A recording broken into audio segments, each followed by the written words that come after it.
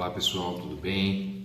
Meu nome é Fernando, sou advogado e hoje eu vim tratar com vocês aqui sobre o aspecto da sentença trabalhista no âmbito previdenciário, tá? Especificamente com relação à existência de trabalhadores sem registro em carteira de trabalho e ou também a existência de pagamento por fora, né? Quais são as consequências disso, né, no âmbito previdenciário? Bom, com relação ao salário por fora, é bastante lógico, né? Se não está constando, o que é o salário por fora? É todo aquele valor que é pago para o trabalhador e que não consta no no recibo de salário, certo? Obviamente, se não consta no recibo de salário, o INSS ele não tem conhecimento disso daí, certo? Concorda comigo? Se o INSS não tem conhecimento disso, esses valores não serão utilizados para base de cálculo quando for apurado o valor do seu benefício, né? E qual que é a consequência? Qual que é a solução possível para isso, né? É a busca da via judicial, né? Por meio de um reclamatório trabalhista, por exemplo, né? Você pode buscar a Justiça do Trabalho, produzir as provas de forma correta, tá? É bastante importante nós salientarmos isso. O INSS, é conhecido aí que o INSS ele não aceita a sentença trabalhista de forma absoluta, né? Como uma prova única para se conceder, para se reconhecer, né, a existência de salário por fora, por exemplo, para alterar a base de cálculo, ou de um período, né, de trabalho que não houve registro na carteira de trabalho. Porém, se for produzida a prova de forma correta na Justiça do Trabalho, essa sentença sim ela terá uma eficiência, uma eficácia muito forte no âmbito previdenciário, tá bom? E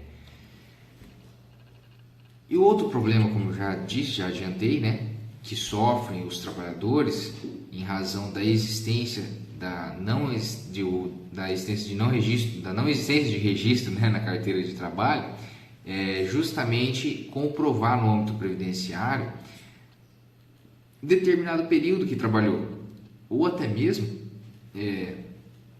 a vida toda, né, como ocorre muito nos casos dos trabalhadores rurais, né? Inclusive teve uma situação esses dias atrás em que uma pessoa que eu atendi, que ele trabalhou 26 anos sem registro numa empresa, numa propriedade rural, né? E como que ele vai provar isso daí? Certo? Se ele vai perder isso daí, né? Ele não vai poder usar desse período para computar o seu para fins de previdenciários? Não, ele pode sim, tá? E é por meio da Justiça do Trabalho que se pode buscar o reconhecimento desse período, tá? Por que eu falo por meio da Justiça do Trabalho? Porque há a possibilidade também de se estar ingressando apenas na via administrativa ou posteriormente judicial, previdenciária, na Justiça Federal, para se buscar esse reconhecimento. Mas por que eu estou aqui falando da questão trabalhista, da produção da prova no âmbito trabalhista? Porque na Justiça do Trabalho há a possibilidade de se obter dois benefícios de uma única vez com a reclamatória trabalhista, né? Em razão dessa existência de salário por fora, em razão desse período sem registro, há a possibilidade de se obter dois benefícios com a ação trabalhista, né? O primeiro é, obviamente, efetivamente se receber direitos que foram sonegados, né?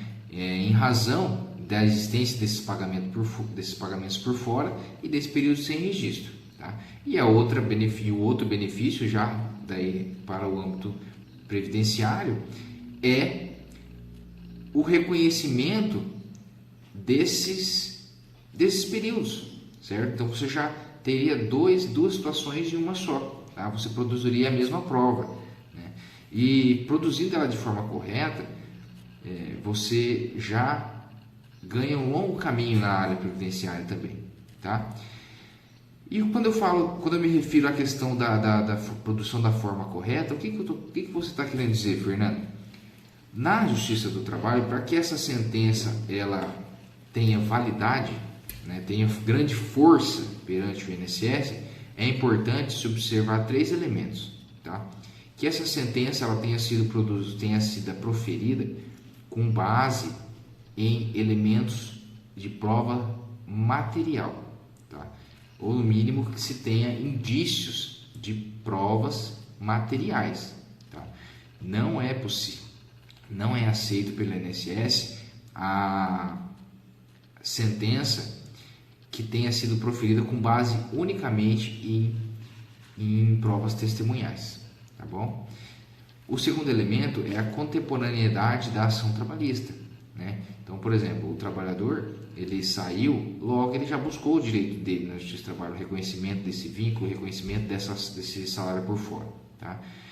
E o terceiro elemento é o tipo da sentença, tá? Há necessidade de que haja uma sentença condenatória nesse processo, tá? Por quê? Existem 2 tipos de sentenças, as condenatórias e as homologatórias. As sentenças condenatórias, elas de fato declaram um direito do trabalhador, tá? Lembrando que ela tem que ter sido baseada em provas documentais também, tá? Não unicamente em provas testemunhais. E existem as sentenças homologatórias, que são aquelas apenas que declaram um fato ali. Por exemplo, o acordo trabalhista, né? O empregador e o empregado fazem um acordo trabalhista e daí apresenta isso para o judiciário, para o juiz, e ele reconhece, ele homologa esse acordo, tá? Então essa sentença homologatória ela não tem validade daí perante o INSS, tá bom? São dicas simples, né? Mas que fazem toda a diferença e ressaltam a importância assim, da Justiça do Trabalho, tá? Principalmente nesse momento, tá? De pandemia e dessas questões de crise e tal. Por quê? Porque a Justiça do Trabalho você consegue obter 2 benefícios em uma só, tá bom? Espero que esse conteúdo tenha sido útil para você. Se ficou alguma dúvida, pode deixar sua mensagem, sua dúvida aqui que a gente vai respondendo, tá bom? Se você gostou, também peço para você que curta, né, ouvir a postagem e compartilhe se possível, tá bom? Muito obrigado, até logo.